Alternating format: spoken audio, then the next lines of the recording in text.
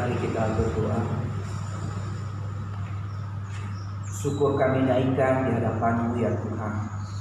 Kalau pada pagi hari ini Tuhan izinkan kami seluruh jemaat-Mu dapat hadir memuji memuliakan nama Tuhan lewat pujian-pujian kami.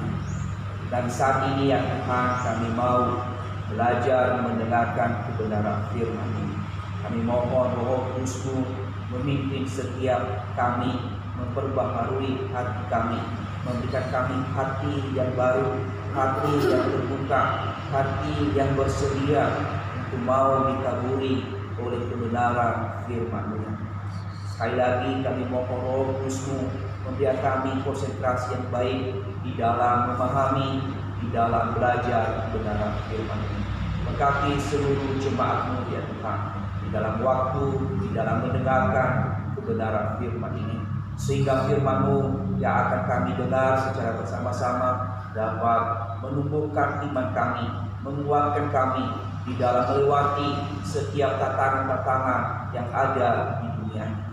Berkati hamba-Mu juga yang terbatas di dalam berkata-kata, di dalam menyampaikan firman ini. Mohon hikmat dari Tuhan, sehingga hamba-Mu dapat menyampaikan firman ini sesuai seturut dengan kehendak-Nya. Kami serahkan waktu pemberitaan firman ini dari awal pertengahan hingga akhirnya. Biarlah kuasa Tuhan, Roh Kudus-Mu memimpin kami di dalam mendengarkan firman ini. Doa kami hanya di dalam nama Tuhan Yesus, bersama kami hidup. Kami telah berdoa dan mengucap syukur. Amin. Salam, selamat pagi Bapak Ibu. Sekali lagi salam. Salam. Bagaimana kabarnya? Baik. Mari kita mendengarkan firman Tuhan hari ini Bapak Ibu, karena kita ada di awal bulan Oktober ya, bulan yang baru. Kita harus lebih semangat karena bulan yang baru ya. Kita juga sudah mendekati bulan Natal yang tidak terasa 2 bulan lagi kita sudah memasuki bulan Desember ya. Mari Bapak Ibu kita membuka Alkitab kita di dalam Hakim-Hakim pasal 8 ayatnya yang ke-22 hingga ayatnya yang ke-35. Sekali lagi saya mengajak kita untuk membuka Alkitab kita di dalam Hakim-Hakim pasal 8 ayat 22 sampai 35. Hakim-Hakim adalah perjanjian lama. Kalau sudah ditemukan Bapak Ibu, mari kita baca firman Tuhan ini secara bergantian. Saya ayat 22, Bapak Ibu ayat 23, ya sampai nanti kita di ayatnya yang ke-35. Jika sudah ditemukan, mari kita baca firman Tuhan ini. Saya mulai dari ayatnya yang ke-22. Kemudian berkatalah orang Israel kepada Gideon, biarlah engkau memerintah kami, baik anak-anakmu maupun cucumu, sebab engkaulah yang telah menyelamatkan kami dari tangan orang Midian. Jawab Gideon kepada mereka, aku tidak akan memerintah kamu dan juga anakmu tidak akan memerintah kamu, tetapi Tuhan yang memerintah kamu. Selanjutnya kata Gideon kepada mereka, satu hal saja yang diminta kepadamu, baiklah kamu masing-masing memberikan anting-anting dari jarahannya, karena musuh itu beranting-anting emas, sebab mereka orang Ismail. Jawab mereka, kami mau memberikannya dengan suka hati. Dan setelah ditamparkan sehelai kain, maka masing-masing melemparkan anting-anting dari jarahannya ke atas kain itu. Adapun berat anting-anting emas yang dimintanya itu ada 1.700 sikal emas, belum terhitung bulan-bulanan, perhiasan telinga, dan pada kain-kain ungu muda yang dipakai oleh raja-raja Midian, dan sebelum terhitung tali rantai yang ada pada leher unta mereka. Kemudian Gideon mengambil Efod dari semuanya itu dan menempatkannya di kotanya di Ofra. Di sanalah orang Israel berlaku serok dengan menyembah Efod itu. Inilah yang menjadi jerat bagi Gideon dan selisih umatnya. Demikianlah orang yang tunduk kepada orang Israel dan tidak dapat menegakkan kepalanya lagi. Maka amanlah negeri itu 40 tahun lamanya pada zaman Gideon. Lalu Yerubbaal bin Yoas pergi yang rumahnya sendiri. Gideon mempunyai 70 anak laki-laki, semuanya anak kandungnya, sebab ia beristri banyak. Juga pemiliknya yang tinggal di Sikem melahirkan seorang anak laki-laki baginya. Lalu dia memberikan nama Abimelek kepada anak itu. Gideon bin Yoas mati pada waktu rambutnya telah putih, lalu dikuburkan dalam kubur Yoas ayahnya di Ofra, kota orang Abiezer. Setelah Gideon mati, kembalilah orang Israel menjaga Serong dengan mengikuti para Baal dan membuat Baal beri menjadi alat mereka. Orang Israel tidak ingat kepada Tuhan Allah mereka yang telah melepaskan mereka dari tangan semua musuhnya di sekelilingnya. Juga tidak menunjukkan terima kasihnya kepada keturunan Yerubbaal Gideon, seimbang dengan segala yang baik yang telah dilakukannya kepada orang Israel. Demikian jauh pembacaan kita hari ini, yang dikatakan adalah berbahagialah setiap kita yang membaca, merenungkan, dan melakukan firman Tuhan itu di dalam kehidupan kita hari demi hari. Bapak, Ibu, saudara-saudariku, hari ini kita berbicara satu tema, yaitu tetap dalam koridor Allah. Tetap dalam koridor Allah. Saudara-saudariku, Bapak Ibu yang saya kasihi, saya percaya bahwa semua kita, ya, atau sebagian kita pernah naik kereta api,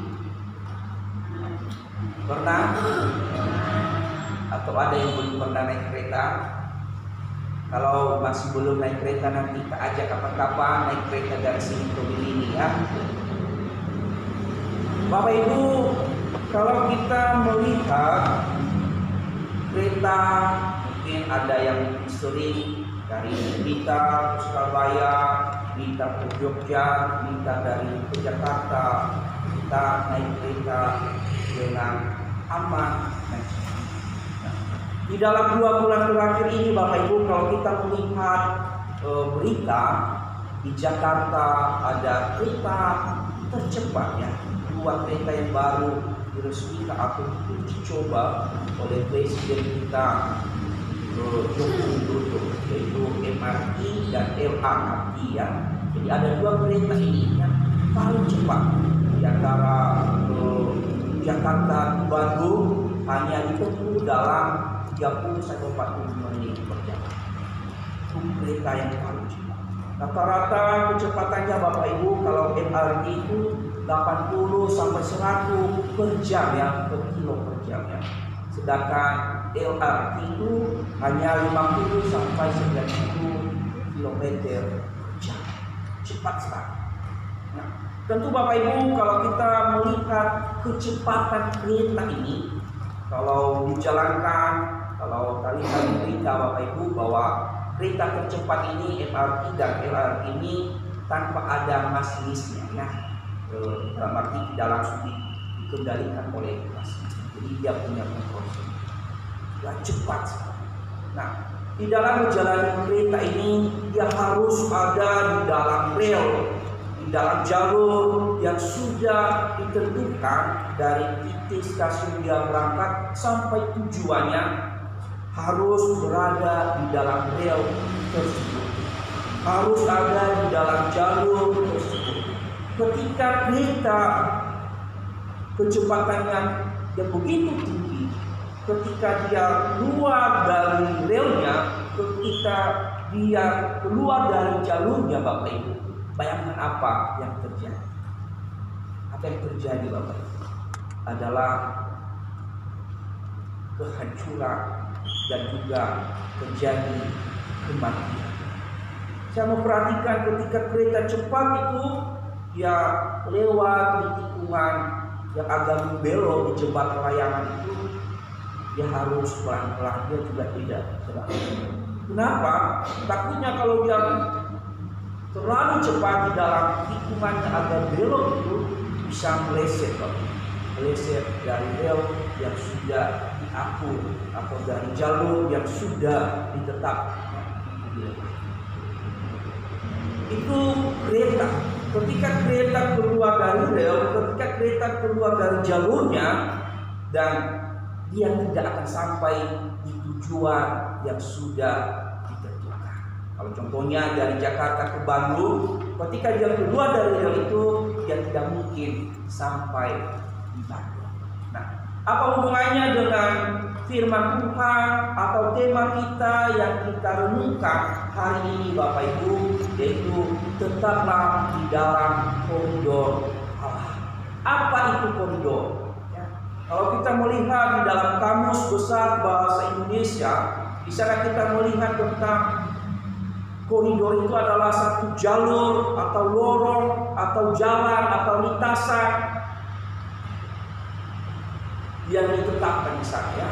Itu arti kata koridor, jalur, jalan, lintasan, ya, untuk menghubungkan dari ujung sini ke ujung sana. Itu adalah harus jalur yang lewat, ya, lorong. Ya.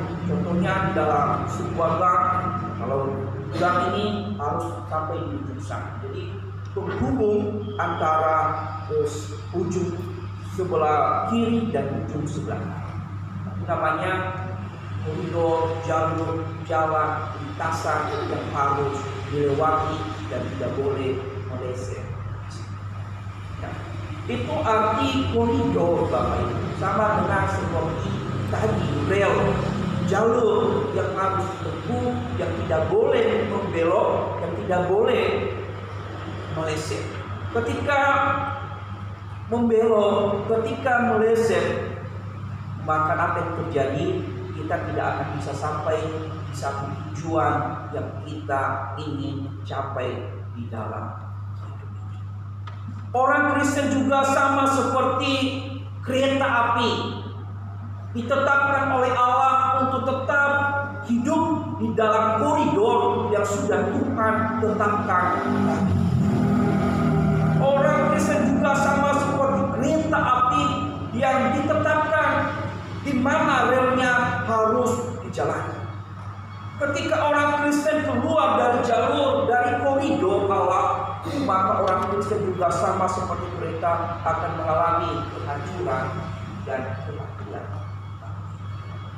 Ketika dia keluar membelok dari jalur, dari jalan yang sudah Allah tetapkan dia, itu sampai di satu tujuan, yaitu tujuan untuk hidup kekal, yaitu di dalam surga. Ketika orang Kristen tidak mau berjalan di jalurnya Tuhan, tidak mau hidup, tidak menjalani kehidupan di dalam koridor Allah, maka akibatnya adalah kematian. Di dalam firman Tuhan hari ini Bapak Ibu, kita melihat, kita belajar dari kehidupan seorang hakim yang bernama Gideon. Gideon ini adalah seorang hakim yang dipilih oleh Allah di dalam bangsa Israel saat itu. Di mana bangsa Israel saat itu ketika mereka menghadapi penindasan dari orang Midian, karena mereka telah menjauh dari Allah, karena mereka telah meninggalkan Allah, karena telah mereka meninggalkan untuk menyembah kepada Allah, maka Allah membiarkan mereka dikuasai oleh orang Midian. Dan sehingga mereka ditindas benar-benar Bapak Ibu. Maka disitulah Allah memanggil Gideon untuk menjadi penyelamat bagi umat Israel. Di sini kita melihat Bapak Ibu bahwa hakim-hakim pasal 8 ayat 22 sampai 35 ini menceritakan tentang bagaimana kehidupan Gideon dari awal sampai akhir hidupnya.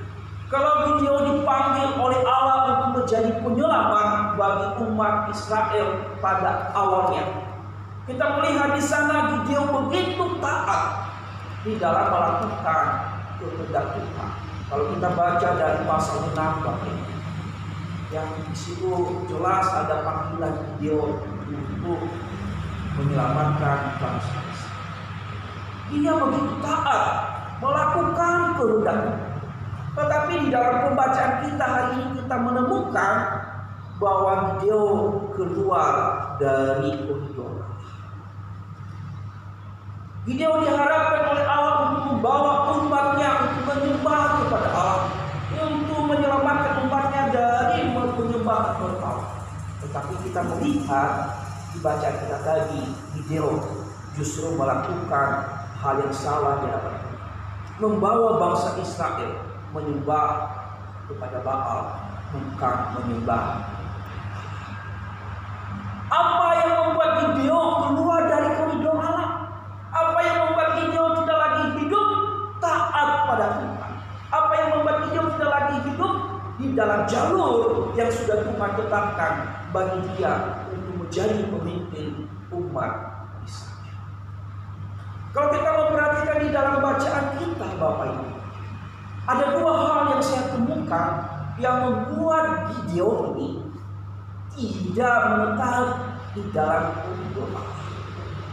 Yang pertama, Bapak Ibu, kalau kita memperhatikan di dalam ayatnya yang ke-22 hingga ayatnya yang ke-27, di sana kita melihat bahwa Gideon ini adalah dia keluar dari koridor Allah karena sanjungan dan pujian. Karena sanjungan dan pujian dari bangsa Israel. Ini yang membuat Gideon tidak lagi menyembah kepada Tuhan, karena ada tadi pujian dan sanjungan yang dia terima bagi.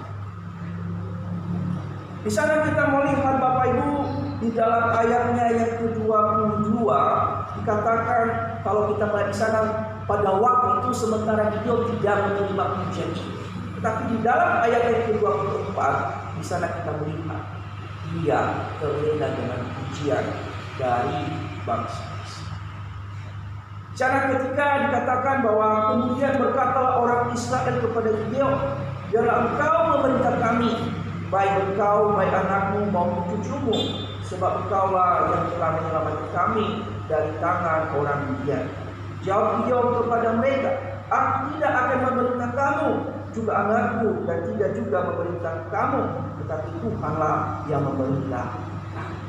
Dalam ayat 24 selanjutnya kata Gideon kepada mereka, satu hal saja yang kuminta kepadamu, baiklah kamu masing-masing memberikan anting-anting dari jarahan itu kepadanya. Ya.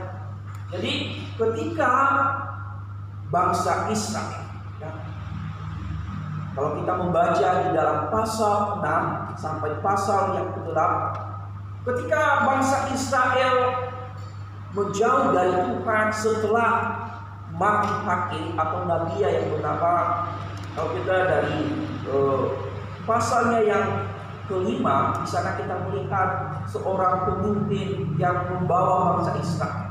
Setelah hakim itu mati, bangsa Israel jatuh lagi. Bangsa Israel ditindas, maka mereka berdiam. Dan di sanalah dipanggil Gideon ini menjadi penyelamat dari penindasan bangsa Midian.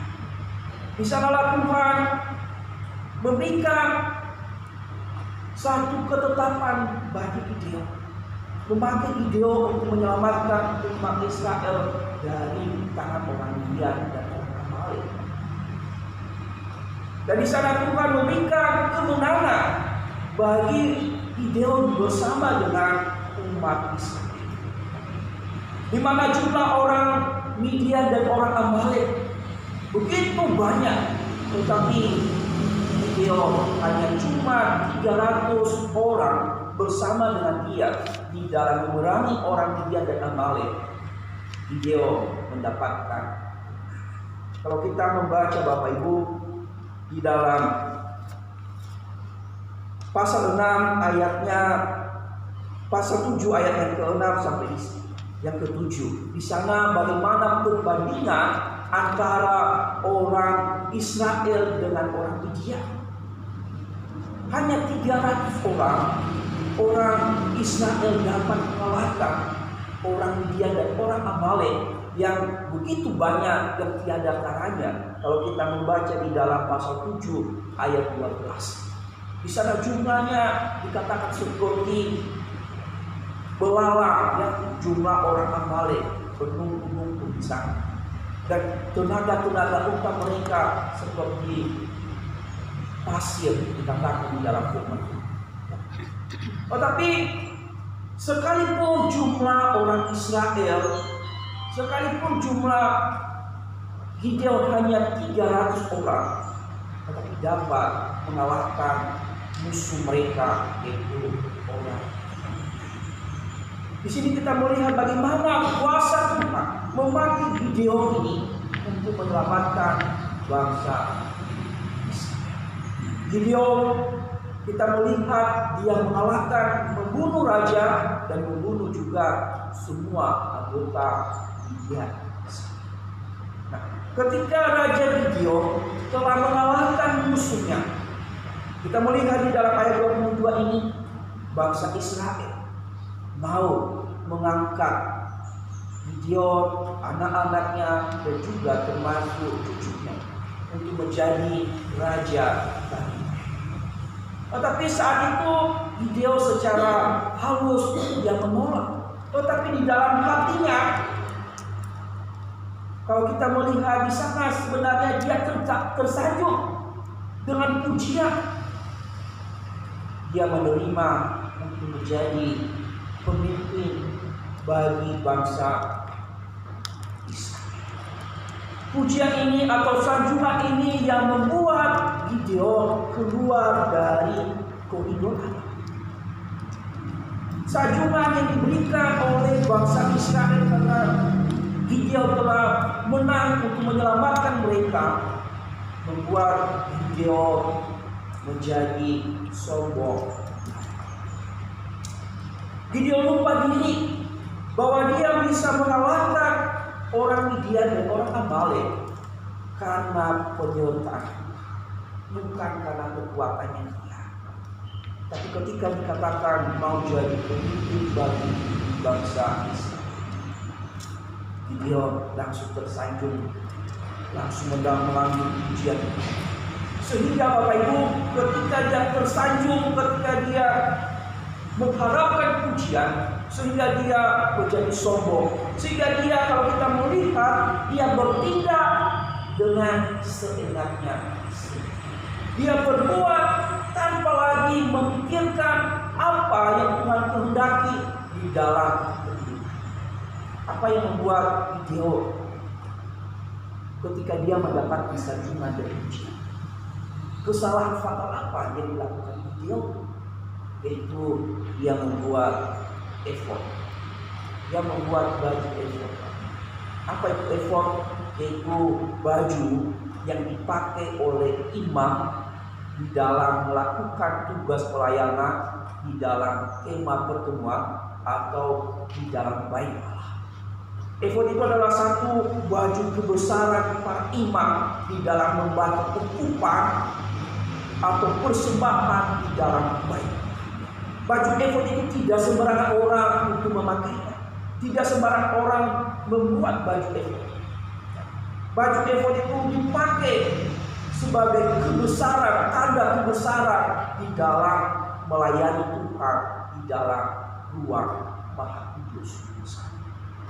Tetapi karena pujian sanjungan yang diberikan kepada Gideon, Gideon tanpa berpikir panjang, Gideon tanpa memikirkan bahwa hal yang dia buat adalah salah di hadapan Tuhan dan membuat bangsa Israel menyeleweng serong dari jalan itu, dia membuat baju efod. Dan baju efod ini menjadi penyembahan bagi bangsa Israel. Nah, Lewat firman Tuhan ini kita juga diingatkan, Bapak. Kita bisa keluar dari jalurnya Tuhan, kita bisa keluar dari jalurnya Allah. Karena kita juga sering mungkin tersanjung dengan pujian, tersanjung dengan ingin dihargai di tempat. Perlu kita juga hati-hati dengan pujian, sanjungan orang terhadap kita. Jangan sampai pujian ini membuat kita tidak lagi melakukan kehendak Tuhan. Kita salah kaprah. Ya, kita lebih mendengarkan pujian penghargaan bagi diri kita. Ingat bahwa pujian, sanjungan hanya diberikan kepada Tuhan. Di dalam kita sukses di dalam pelayanan, di dalam kita melakukan tugas pekerjaan dengan baik, jangan sampai kita memuji orang lalu kita sembarangan lagi kita mendapatkan pujian. Akibat orang yang sering mau dipuji, mau disanjung, hidup dalam kesombongan, tidak mau rendah hati. Orang yang maunya dipuji-puji terus tidak mau mengakui kesalahan, sekalipun dia itu salah. Orang yang mau terus mendapatkan pujian, dia tidak mau orang lain juga mau dipuji. Dia seringkali menyalahkan orang lain. Karena dia mengatakan, saya yang paling hebat, saya yang paling pintar, saya yang paling bisa dalam melakukan. Hati-hati dengan sanjungan, Bapak. Hati-hati dengan pujian. Karena pujian ini membawa kita melakukan hal-hal yang salah. Bukan berarti kita tidak boleh dipuji. Ya. Seseorang bisa dipuji supaya juga semangat di dalam melayani. Seorang juga dipuji supaya semangat di dalam bekerja. Tetapi jangan terlalu berlebihan kita mengharapkan pujian dari orang lain. Jangan berlebihan kita mengharapkan sanjungan dari orang lain, supaya kita tidak terlena dengan pujian dan sanjungan. Ingat, hati-hati, bahaya jika kita terus mau mengharapkan pujian, kita bisa salah di dalam. Ingat bahwa pujian, sanjungan hanya untuk kemuliaan. Apapun yang kita kerjakan, apapun yang kita lakukan, terlebih di dalam kita melayani, di dalam hidup kita. Apapun yang kita lakukan, kita tidak perlu mengharapkan pujian, sanjungan. Kita hanya sebagai alat Tuhan. Ketika kita mengharapkan sanjungan pujian baru kita melakukan pelayanan, itu adalah sifat yang salah. Sifat yang salah. Ingat, dalam kita melayani Bapak, kita tidak perlu untuk pujian, untuk sanjungan.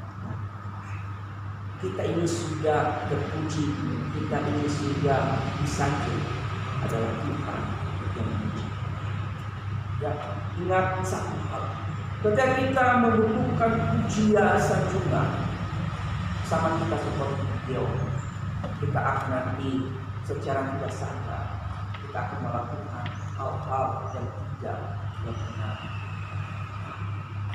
Kita bisa meleset supaya orang ini, kita mencari kesalahan orang ini supaya dia memuji kita.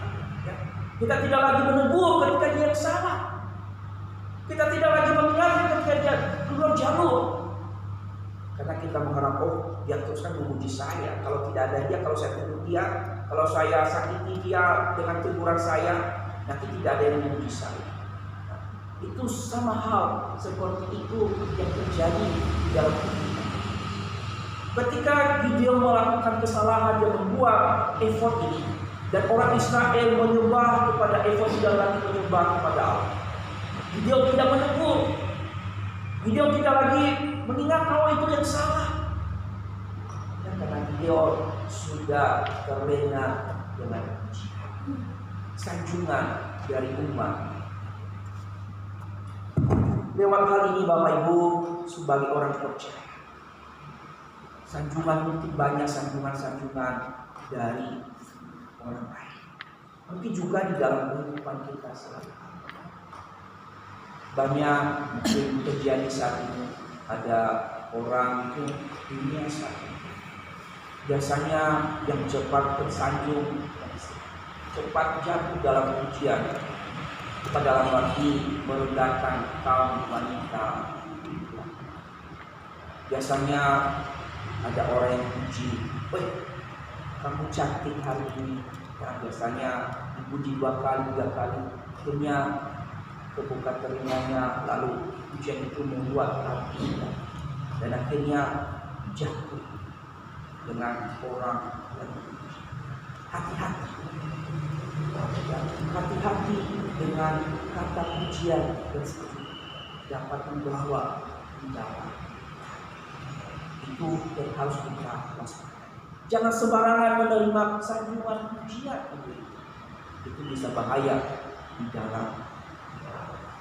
Yang mungkin suami kadang memuji di dalam keluarga, ya bisa bahaya jika ada laki-laki lain memuji. Jangan ditanggapi, jangan aja, ya, bisa bahaya.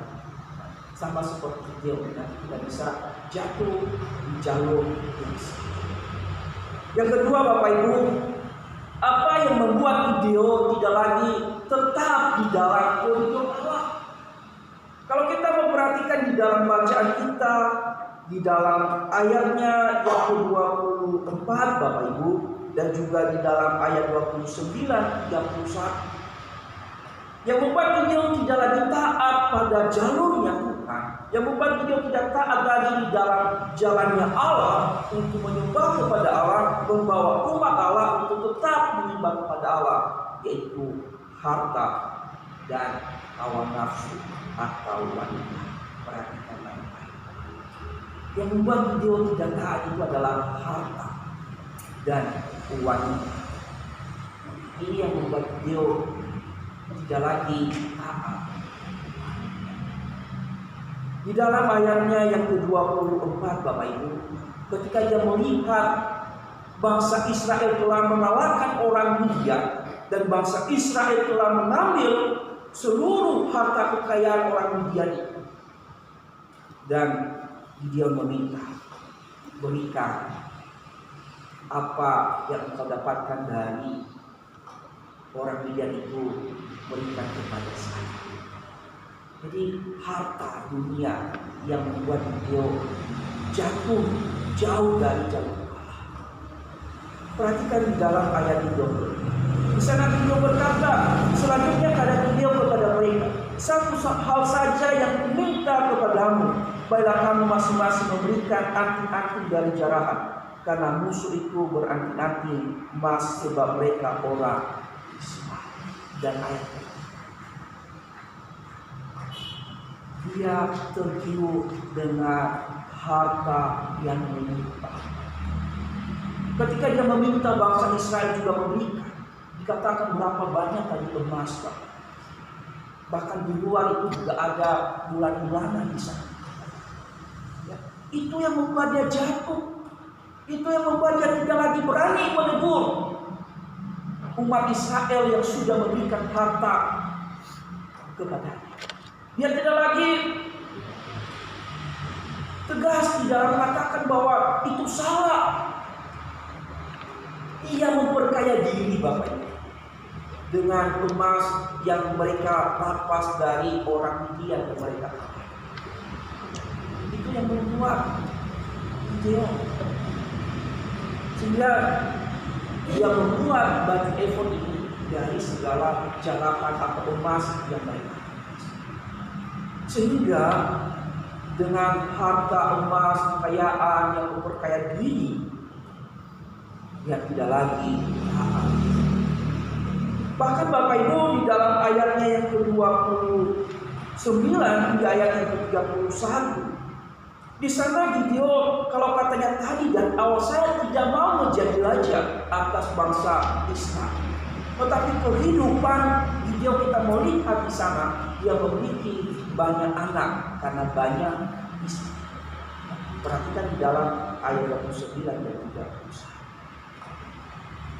Kalau dulunya dia adalah hanya cuma satu istri, tetapi karena dia sudah tersanjung, sudah mendapatkan pujian dan lagi mengambil harta kekayaan, memperkaya diri sendiri, dan sekarang dia sama seperti raja-raja bangsa lain.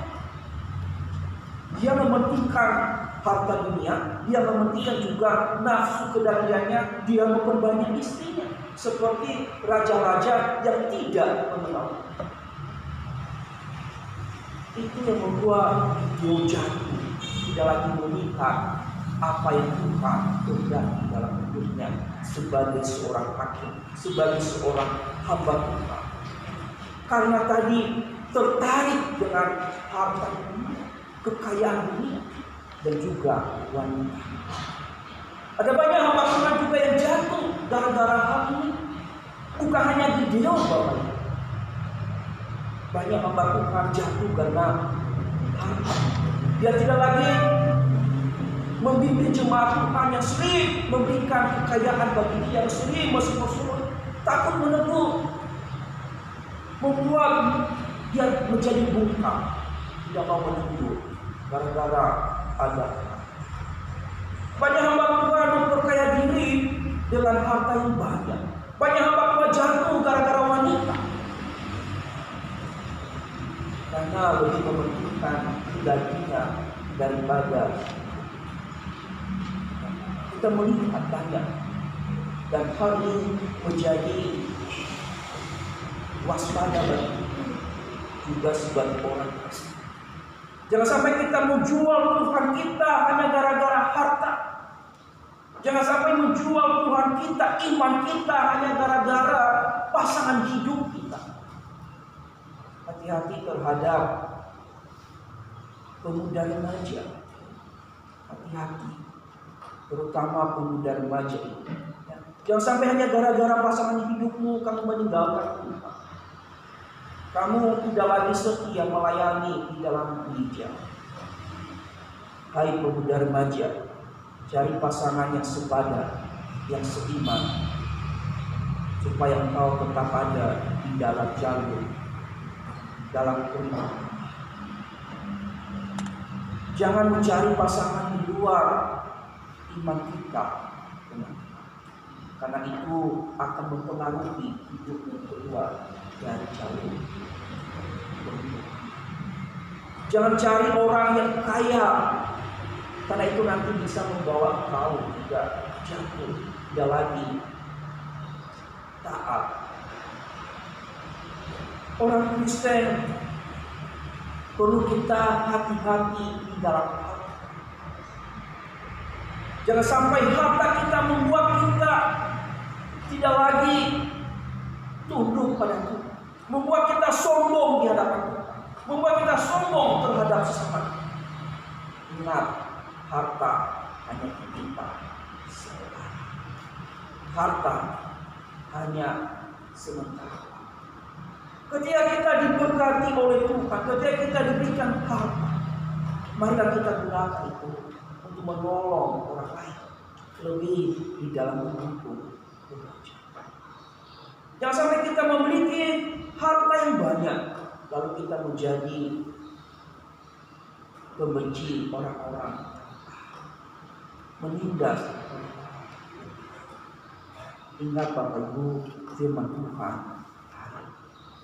Gideon jatuh gara-gara sanjungan pujian, harta, dan wanita. Ini yang membuat dia dalam hidup di dalam. Tapi kita bersyukur Bapak Ibu, sekalipun hakim atau Gideon ini gagal di dalam menjalani, di dalam membawa umat Israel, menyelamatkan umat Israel. Ada satu hakim yang tidak pernah gagal, yang menyelamatkan umat Allah, membawa umat Allah kepada Allah, yaitu Yesus Kristus. Kita bersyukur punya Yesus Kristus yang diutus Allah untuk menyelamatkan kita umat yang berdosa, membawa kita untuk menyembah kepada Allah, membawa kita untuk menuju satu tempat, yaitu di surga. Hanya Yesus yang tidak pernah gagal di dalam membawa umat Allah untuk menyembah. Yesus taat dari awal, dia mengutus dia ke dalam dunia, taat sampai mati, sehingga dia bangkit naik ke surga, menunjukkan bahwa dia tidak pernah gagal menyelamatkan saya dan saudara. Apa yang saudara berikan untuk Yesus yang telah menyelamatkan?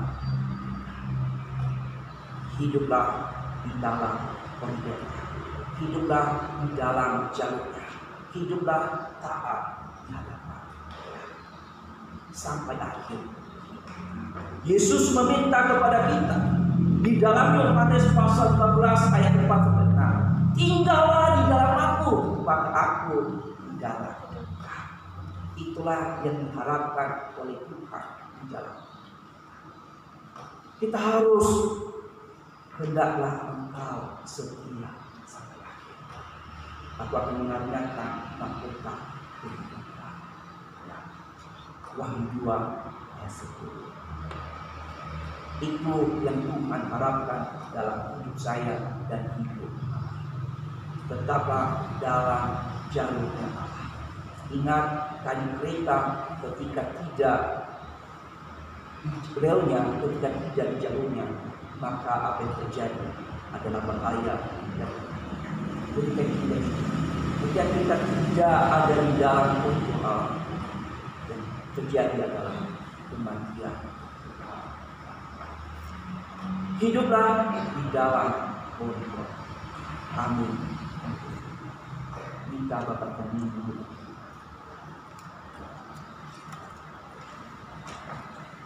Mari kita berdoa. Tuhan adalah Bapa kami yang di surga, kami bersyukur Tuhan